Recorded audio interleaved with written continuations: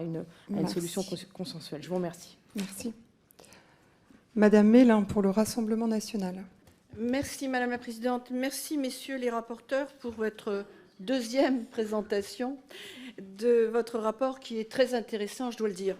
Il était urgent d'évaluer les conséquences objectives et l'impact des exonérations sociales massives et des exemptions d'assiette au regard des 80 milliards qu'elles représentent, cela est évident. De même il est évident qu'il était indécent de ne pas l'avoir fait mieux et plus tôt. Découvrir qu'éventuellement, dans un a priori réaliste, 5 à 10% de ce montant serait inefficient, ce sont 4 à 8 milliards qui correspondraient à tout autant de recettes en sus ou de compensation d'État en moins, selon le point de vue.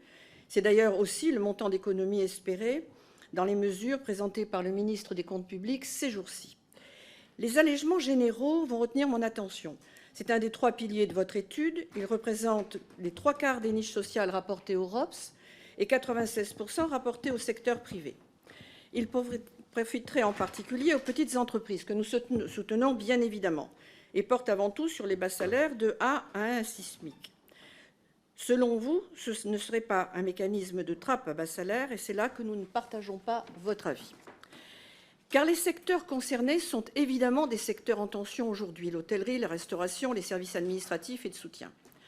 Or, ils ont la particularité d'être non délocalisables. Pour maintenir la compétitivité et pour certains salariés garder leur prime d'activité, c'est ce que nous avons découvert dans votre dossier, il ne faut donc pas augmenter les salaires et les maintenir les plus proches possibles des salaires délocalisés. C'est donc une main-d'œuvre étrangère, seule capable d'accepter des salaires non attractifs en France, qui accepte ces emplois. C'est donc une délocalisation à domicile. À l'inverse, pour les pays d'origine de ces travailleurs, c'est une externalisation de leur économie. Ainsi, 25% du PIB des Comores repose aujourd'hui sur la diaspora. Alors, pour cette raison majeure et d'autres plus vénielles comme la suppression du bandeau famille, nous pensons qu'il y a d'autres façons de soutenir les PME. Merci. Et nous ne partageons donc pas vos conclusions et vos propositions.